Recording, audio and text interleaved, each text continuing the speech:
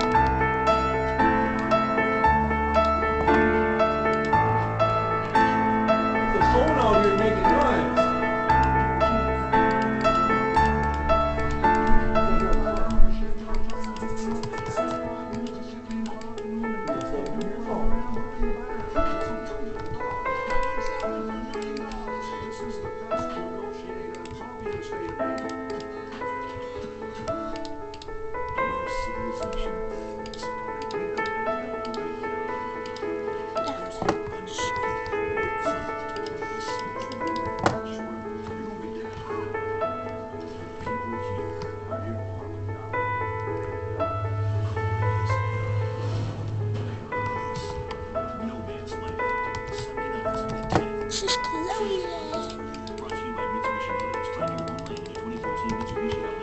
And I drop this on the bottom.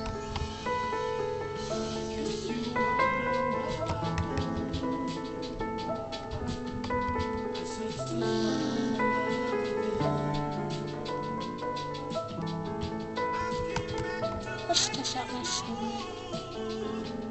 There's a new beauty in town. 2014 Mitsubishi Outlander Sport. Lease an Outlander Sport now for $179 a month.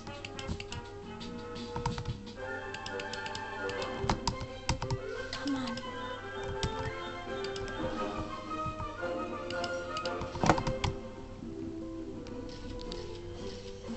One hit kill. Walking like some little babies. I don't want to. So thin, yet it absorbs 10 times its weight. Infinity. Clean, dry, fresh. Always. Wow. We're here at the Sam Adams Brewery, tasting our new West Coast hop.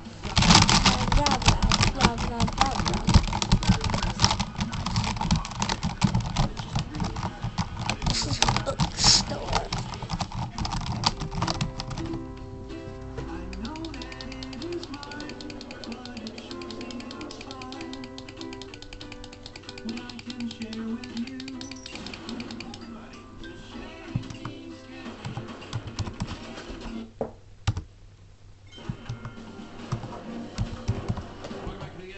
This is a story for the folks who take a shower after work.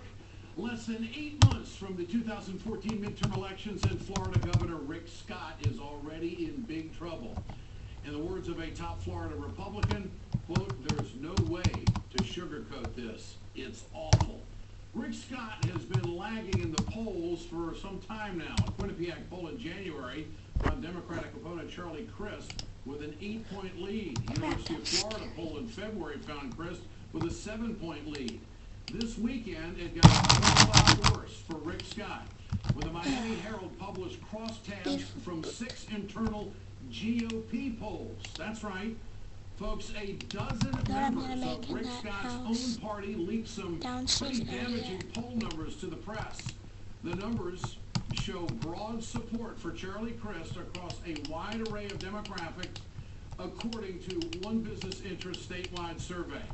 Crist leads Scott by 34 percentage points in Broward and Miami-Dade counties. Get out the vote is going to be big. Crist leads by 6 percentage votes, according to a poll of Republican-controlled state house districts. North Florida is a Republican stronghold, and Crist leads Scott by 4 percentage points there, which is almost unheard of. That's a cumulative 17-point shift in favor of Democrats compared to the 2010 election. This weekend, I'm down here in Florida to talk to voters about the issues that matter to them with a focus group. We're going to be talking about jobs, health care, and voting rights. Annette Taddeo, chair of the Miami-Dade Democratic Party, joins me tonight, and vice chair of the state party. Annette, good to have you with us tonight. 1, 2, 3, 4, 5, 6, 7, 8, 9, 1, Oh, wow. 2, Well, maybe they're trying to break up their base, or 4, maybe 5, 6, 7, 8, 9, 10, 11. You know what? 11 bits, I right? just think these Republicans 5, are really 6, worried. 7, 8, 9, 10, 11. With what happened this week in the Panhandle with Alex Sink. But I still think that we, on the other side, the Democrats, is the opposite. We should wake up. We shouldn't look at these polls and say, oh, we're going to win. He's a horrible governor. We're going to be scot-free. That would be awesome. But the fact of the matter is, we tend to vote less in midterm elections as Democrats.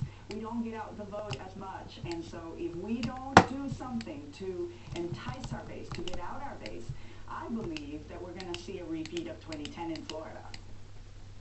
Why do you think that Sink lost that special election on the Gulf Coast around Tampa? I know that that's a hard place. The Republicans have had it for a long time, and it was a very close race, as it was only 2 percentage points. But do you view that as tea leaf, that it's going to be awfully tough in Florida I'll in show you how to make this 2014? computer. No, I don't, because it's a very Wait, first I have to put some stuff that might be useful.